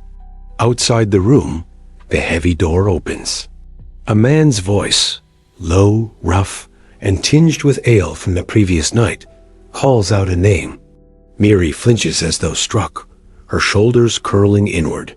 She steps forward, each footfall an act of surrender and resilience in equal measure. Her fingers close around the edge of her skirt, twisting it into a knot she will not untangle until she is alone again, if she is ever truly alone. The other girls watch her go, each feeling a flicker of relief that it was not their name, and a simultaneous guilt for that relief. This cycle of shared suffering and silent relief weaves them together like an old tapestry, frayed, patched, but stubbornly whole. Freya leans into Lenor, her breath shaky. "Do you think," she whispers, "there is a place beyond all this? A place where we can be more than just—" Her voice fades, swallowed by the room's hush. Alinor presses her forehead to Freya's, her own breath steady and deep. "Beyond the candlelight," she murmurs, a phrase they have shared on countless nights. It is not an answer, but a promise, or at least the echo of one. Ilsa gathers the embroidery she started the night before. She runs her fingers over the unfinished patterns, the delicate flowers that will never bloom beyond these walls. Each stitch is a heartbeat, each loop a small prayer for a life she was never allowed to choose. She stands, carefully tucking it away. The patrons would not understand its quiet defiance. They would see only frayed thread and wasted time. Outside, the city stirs in full now.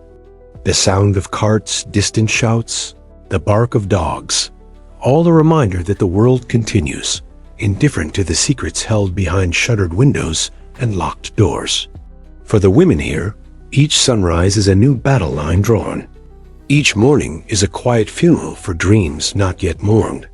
Maud returns to the hearth, stirring the morning's pot of broth. She hums to herself, an old sailor's shanty she once learned as a girl watching ships disappear into the fog. In her mind, she imagines each woman as a small boat, drifting farther from shore, sails torn, but still moving forward. She has no illusions about rescue.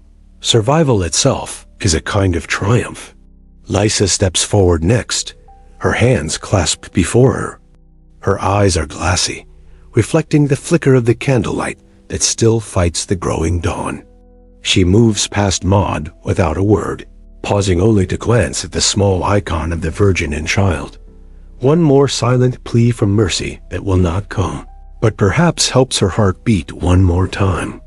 The matron watches her leave, then turns to the remaining women. Her gaze softens for the briefest moment, a crack in the fortress of her face. Then she straightens, nods once, and begins to call the next name. In that fragile pause, before the next footstep falls, the women breathe together, a single shared inhale that says, "We are still here.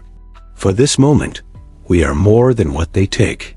For this moment, we are whole." And then, with the inevitable creak of the door and the echo of another name, the moment shatters. But even in the shattering, there is something sacred. A quiet defiance that hums beneath the skin, a secret song that no coin can buy and no fist can break. Beyond the candlelight, they dream. Beyond the candlelight, they remain. When the sun finally claws its way high into the sky, the brothel becomes a different kind of hive. The heavy curtains are drawn tighter now, shielding the rooms from prying eyes and the harsh clarity of daylight.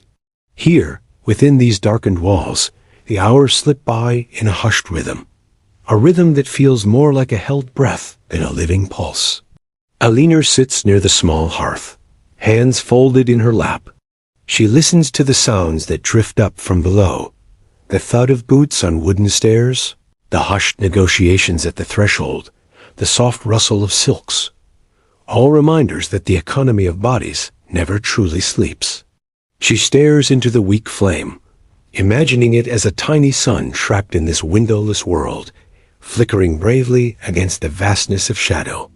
Beside her, Freya lies curled on a low cot, her breath shallow. Her fever has worsened, the heat rolling off her skin like waves from a blacksmith's forge. Alinor waits a cloth and lays it across Freya's forehead, her fingers trembling as they brush away strands of damp hair. In that small gesture is a love that transcends trade, a quiet proof that even here, under the suffocating weight of obligation, tenderness can take root. "Do you remember?" Freya whispers, her voice barely a thread. The orchard by my mother's house? The apple trees? The smell in spring? Her eyes flutter as if chasing a vision beyond this room. Elinor smiles softly, though her own eyes glisten. I remember, she lies.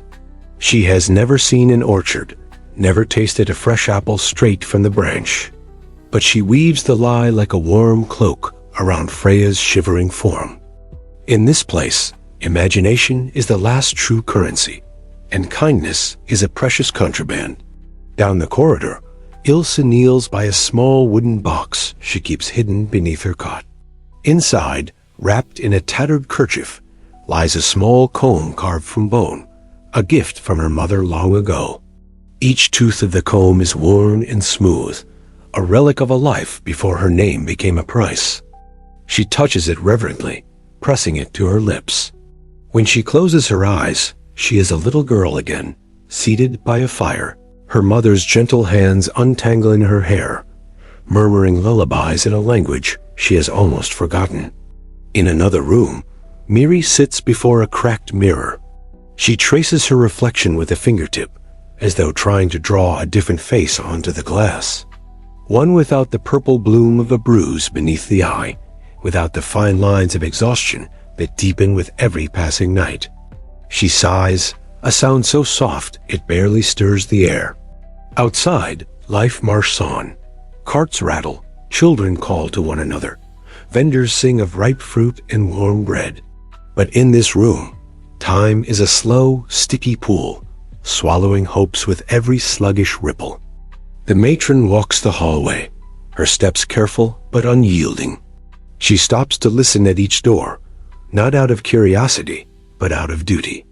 She is both warden and caretaker, her heart hardened by necessity, yet still haunted by the ghosts of the girls who never left these walls. At night, when the candles gutter low and the brothel's echoes quiet to whispers, she feels them pressing close. All the lost voices, all the soft cries, all the unspoken prayers. She carries them like stones in her pockets, each one a reminder that survival is not the same as living. Maud tends to the linens, scrubbing them with lye in a basin that bites at her hands. Each stain is a silent story, the smudge of wine, the bloom of blood, the faint trace of perfume. She does not ask questions. Her work is her litany, a mantra against despair. With every rinse, she whispers to herself, not words, but a rhythmic hum that keeps her soul from splintering. In the kitchen corner, Lysa peels onions with a small knife, the blade dull from years of use. The tears stream down her face unchecked, an easy alibi for a grief that has no name. Her hands move automatically, slicing thin rings that fall into the pot with soft thuds. She thinks of her brother, the one who used to chase her with mud pies in the summer fields, the one whose laughter could split the grayest sky. She wonders if he remembers her, or if her name has become a shadow on the walls of his memory. Outside, a storm gathers. The wind pushes against the shutters, rattling them like restless bones. The first drops tap the roof in an uncertain rhythm, a prelude to the downpour to come. Inside, the women pause, listening. There is something comforting in a storm. The world beyond these walls momentarily shares their chaos, their darkness. In the torrent, they are not so alone. Freya shivers, and Elinor pulls another blanket over her. She begins to hum, a tune without words, a melody carried on the wind from some other life. Freya's eyes close, her lips part in a half-formed smile, and for a moment, she is just a girl listening to a mother's lullaby, not a vessel for strangers' desires. Miri stands, stepping away from the mirror. She presses her palm flat against the cold glass, her breath fogging it slightly. She closes her eyes and imagines stepping through it, into a world where her name is her own, where no one decides her worth but herself. She feels the echo of that impossible freedom in her bones, and carries it with her as she leaves the room. Ilsa hides her comb again, smoothing the kerchief carefully. She stands, straightens her shoulders, and faces the door. Beyond it lies the same brutal repetition, but also the flicker of small resistances. A shared glance, a held hand, a whispered joke. Tiny rebellions that cannot be bought or sold. The matron stops at Freya's door, peering in. She sees the fever, the sweat, the raw edges of two souls clinging to each other. For a heartbeat, her mask slips. She steps inside and places a cool hand on Freya's forehead. No words pass between them, only the simple weight of human contact. Then she turns and leaves, her silence heavy as an unspoken benediction. Outside, the storm breaks in earnest, rain hammering the roof, water gushing down the narrow alleys. In the brothel, the women sit quietly, the momentary unity of shared listening wrapping around them like a shawl. They do not speak of escape or salvation. They do not name their dreams aloud. But in the hush between thunderclaps, in the softness of their joined breath, they feel the shape of a different world. Beyond the candlelight, beyond the rain, they remain. The storm rages through the night, relentless and cleansing in its ferocity. In the brothel's upper rooms, the women wake and doze in uneasy shifts, the thunder rolling like distant drums of war. Each flash of lightning splits the dark, illuminating faces caught between exhaustion and fragile resolve. For these women, the storm is not merely a sound. It is a mirror of their own tumultuous inner worlds. Alinor sits by the window, though it is shuttered tight. She can feel the wind pressing against the wooden slats, hear the rain battering the stones below. Her thoughts drift like stray leaves caught in the current. She thinks of her mother's hands, rough from years at the loom, yet gentle when they tucked a stray hair behind her ear. She imagines those hands reaching through the walls, the years, the miles, to pull her free from this place. But even in her reverie, she knows, no hand will come, no rescue awaits. Below, in the common room, Maud stirs a pot of broth over the fire. The flames spit and snap. Hungry for the damp wood, she feeds them. She moves with the practiced grace of someone who has learned to find ritual in repetition. The pot is old, the ladle older still, both patched and repaired countless times. Yet they hold warmth, and in that warmth is a small defiance against the coldness beyond the walls. A sudden crash of thunder startles Miri, sending her stumbling backward into the wall. Her hands fly to her face, as if to shield it from an unseen blow. Her breath comes quick, shallow, her mind lost in a labyrinth of old fears. Slowly, she slides down the wall until she sits on the floor, knees pulled to her chest. Her fingers tremble, but after a few moments, she draws a long, shaky breath. She lifts her chin, wipes her eyes, and whispers to the empty room, "Not tonight." In that whisper is a promise to herself, fragile but alive. Ilsa, alone in her chamber, takes up a needle and thread. She patches a tear in her shift, each stitch a careful meditation. Her fingers are nimble, her eyes focused. Sewing is an inheritance from her grandmother, a skill passed down through hands worn by age and hardship. With every pass of the needle, she hears her grandmother's voice echoing softly, "Mend what you can, child. Even if the world tears at you, you must find a way to keep your seams strong." The room smells faintly of lavender sachets hidden among the linens. A small mercy, a quiet rebellion against decay. Freya's fever breaks just before dawn. She opens her eyes, glassy and unfocused, and finds Alinor's face hovering above hers. Alinor's hand cups her cheek, cool and tender. Freya smiles, weak but radiant, as though she has glimpsed a secret sunrise behind Alinor's eyes. In that smile is the flicker of the girl she once was, before the nights blurred into a single, endless demand. Before her body became a currency she never agreed to mint. Outside, the first gray light of dawn creeps through the storm clouds, painting the alleys in cold silver. A dog barks in the distance, and the city begins its slow, reluctant stirring. Vendors prepare their carts, pulling up damp tarps and wiping down soggy barrels. The world is waking, but in the brothel, time feels suspended, a breath caught at the edge of a sigh. The matron moves through the halls, her candle guttering in the draught. She pauses at each door, listening to the soft rhythms of sleep or wakefulness beyond. Her eyes are sharp, but beneath their steel lies a sorrow too deep for words. She lingers at Freya's door, hearing Eleanor's low murmur. For a moment, her gaze softens. She places a palm against the door, as though she might absorb the warmth inside through the wood. Then she turns away, her back straightening like a soldier's. In the kitchen, Lysa finishes the last of the onions, her knife finally resting on the board. She wipes her hands on her apron, then presses them to her face.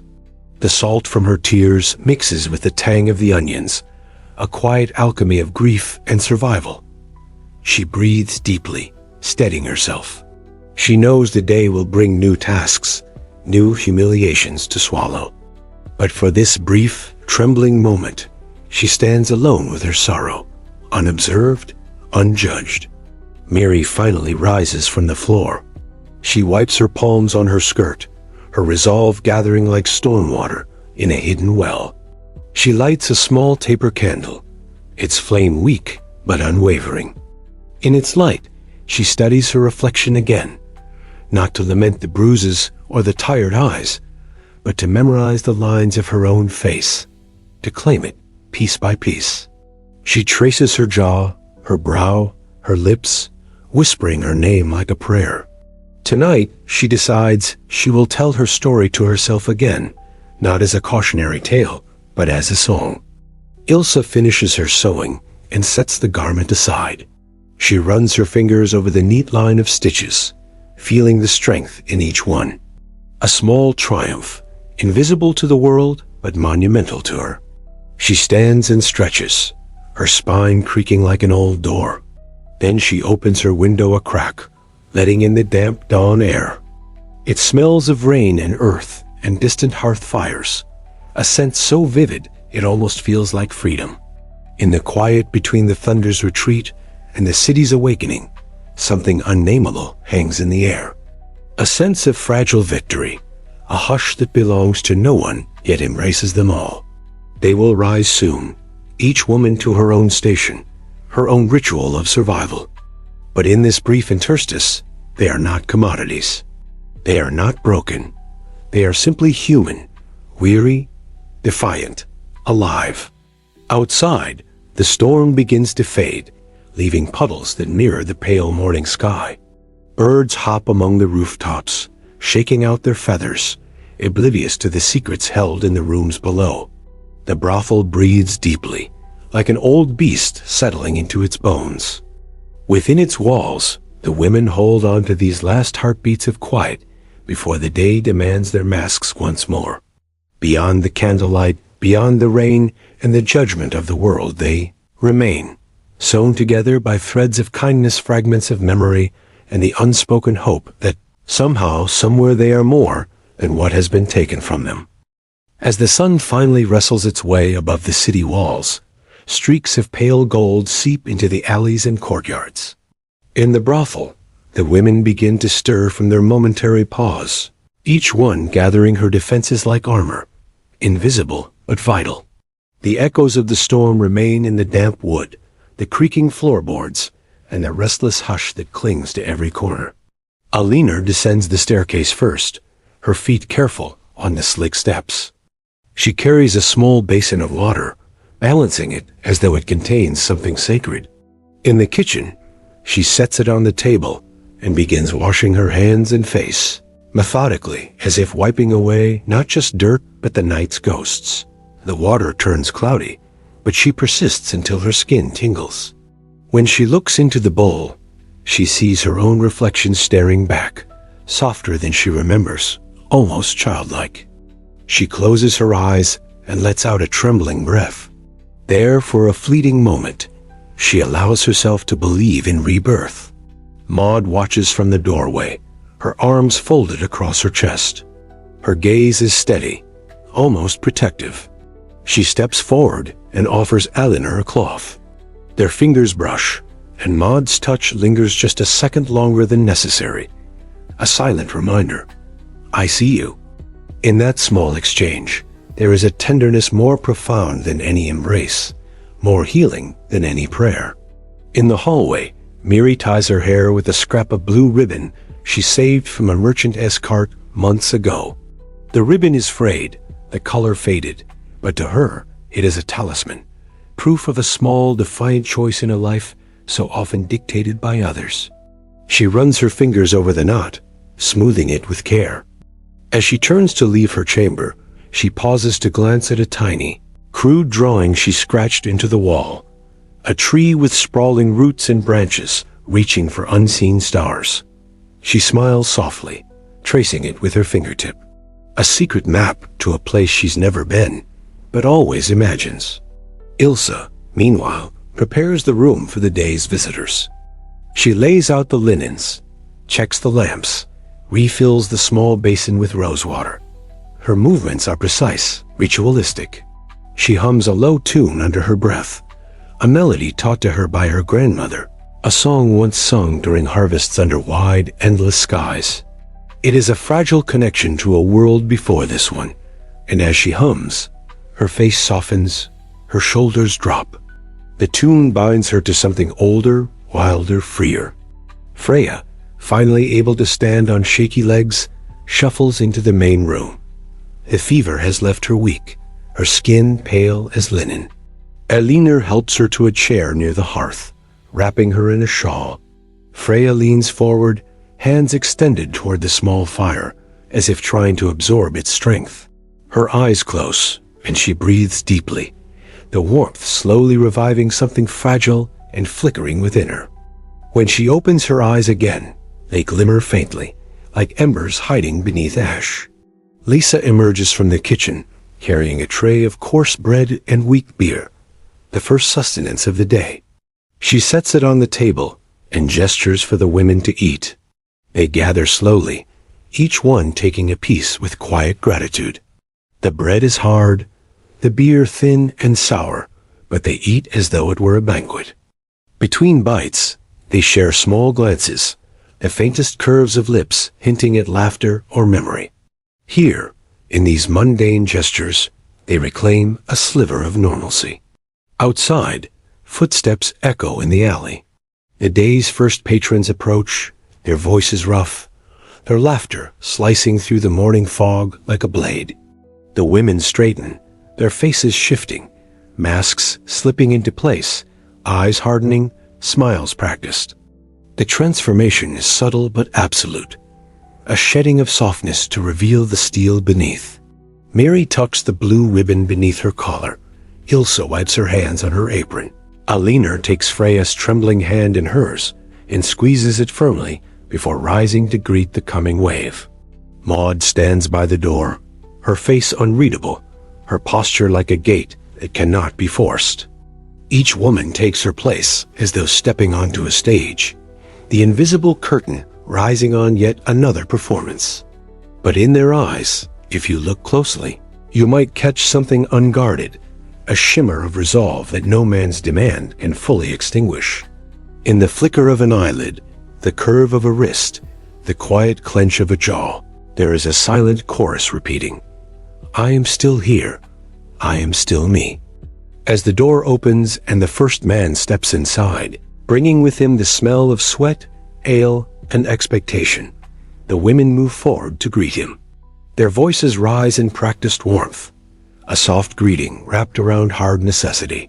Behind each polite word, each careful gesture, lies a labyrinth of private thoughts, secret worlds they guard fiercely.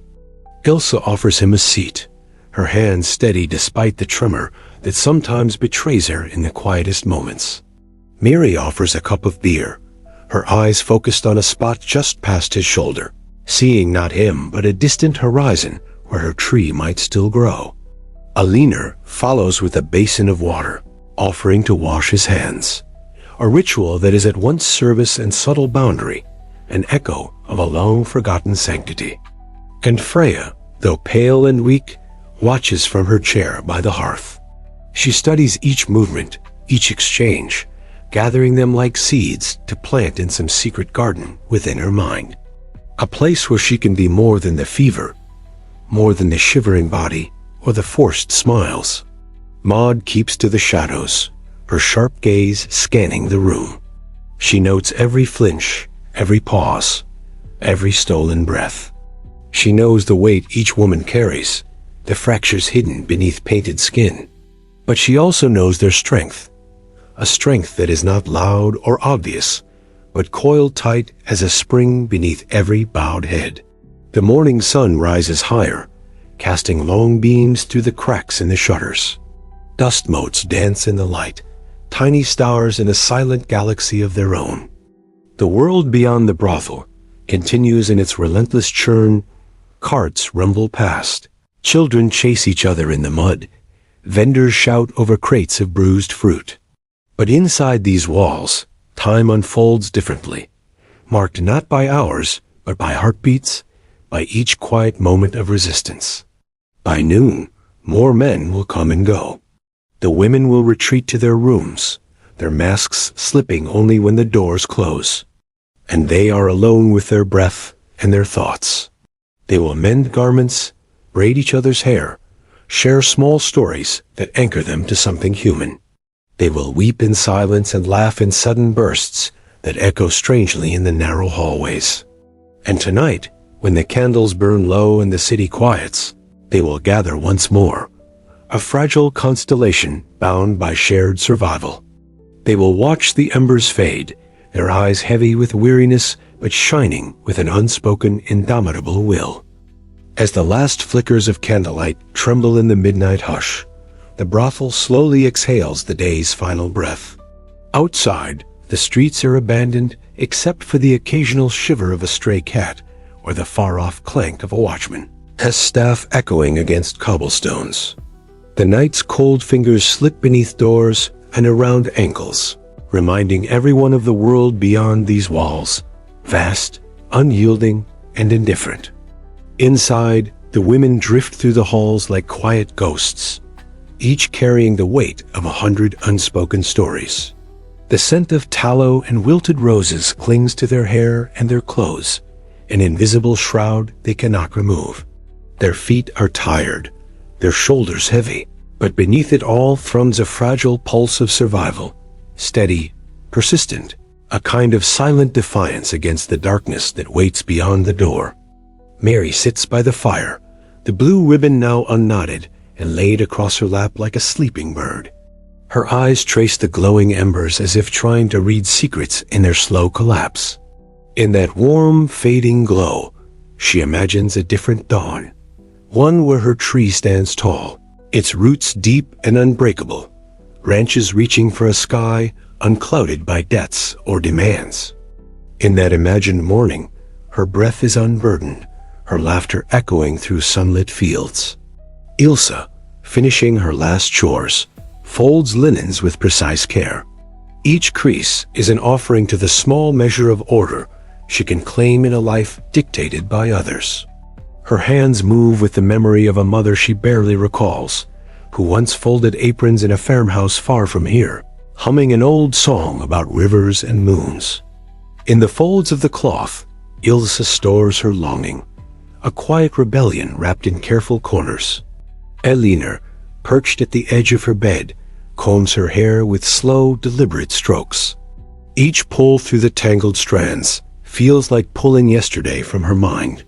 She watches the hair fall into her lap, a few gray strands glinting among the black. She lifts one and studies it in the candlelight, a thin thread tying her to the years she has already endured and the years she hopes to claim still. She sighs, then braids it back, weaving her weariness into something that almost resembles grace. Freya dozes in her chair, a soft blanket tucked around her shoulders. Her breath comes shallow and hesitant, her face pale and luminous in the moon's gentle spill through the shutters. In her sleep, she whispers words no one can hear, fragments of old songs, scraps of prayers, or perhaps echoes of a life before the fever, before the endless nights of stinging candles and whispered transactions. In her dreams, she is weightless, running through fields of heather, the wind catching her hair and flinging it like a banner behind her. Maud stands watch by the window, the pale gleam of moonlight etching sharp lines into her weathered face. Her eyes roam the dark alleys below, alert for danger, but also searching for something softer, a sign that the world still holds mercy. She rests her hand on the windowsill, her fingers tapping a slow, rhythmic pattern, a silent code known only to her. Maybe it's a lullaby to herself, or a promise. You made it through today. Tomorrow, we begin again. In these final hours, the brothel becomes more than a place of transactions. It becomes a sanctuary of fragile rituals, the mending of clothes, the braiding of hair, the small sips of leftover ale shared between giggles and sighs. Each woman carries her own private lantern, a flicker of warmth she guards fiercely against the encroaching dark. Their laughter, when it rises, is soft and fleeting, not a celebration, but a reminder that they are still alive, still capable of finding a moment of brightness amid the murk. Beyond these walls, the city breathes in heavy waves. Merchants dreaming of coin, bakers of morning loaves, guards of warm beds they cannot yet reach. Somewhere, a young boy curls beside a dying hearth, his mother's song the only blanket he knows. Somewhere else, a priest kneels beneath flickering candles, reciting prayers that only the stone columns hear. And above them all, the moon watches silently, its face unchanging, a witness to both the cruelty and the quiet mercies stitched into each night. As the women drift toward their beds, the air grows still, charged with the echo of unspoken fears and unshared hopes. Each footstep on the old wooden floorboards is a gentle percussion, a nocturnal hymn to survival. Even as the night stretches its fingers deeper into the corners, they find each other in small ways. A shared glance, a gentle squeeze of a hand, the brush of a shoulder as they pass in narrow halls. In these touches lives an entire language, a testament stronger than any vow spoken aloud. They are survivors not of war or grand quests, but of the quietest, most persistent battles. Battles against loneliness, against poverty, against the slow erosion of self in a world that sells their worth by the hour. And yet, within these rooms, in each exhale and each heartbeat, they are more than the sum of their transactions. They are archives of tenderness, libraries of longing, constellations of stories yet to be told. Tomorrow, the door will open again. Feet will shuffle in, heavy with expectation, eyes hungry for escape or conquest. The candles will be lit, the wine will flow, and the same careful dance will begin anew. But tonight, for this fragile hour, they are not commodities. They are not performances. They are not echoes of someone else's desire. They are simply themselves, raw, imperfect, and infinitely human. As the last candle sputters and the room plunges into gentle darkness, a soft chorus lingers. The breath of the women, the creak of old timber, the distant hum of a world always waiting. In this hush, the brothel becomes something sacred, a temple not to pleasure, but to endurance, to the quiet dignity that glows brightest when no one is watching. Tonight, as you lay your head on a clean pillow, beneath a roof that does not leak, with walls that do not listen to every sigh, remember them.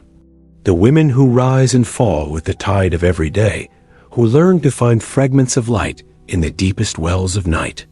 Remember their whispered prayers to the moon, their small rebellions carried in hidden ribbons, their secret smiles shared by the hearth.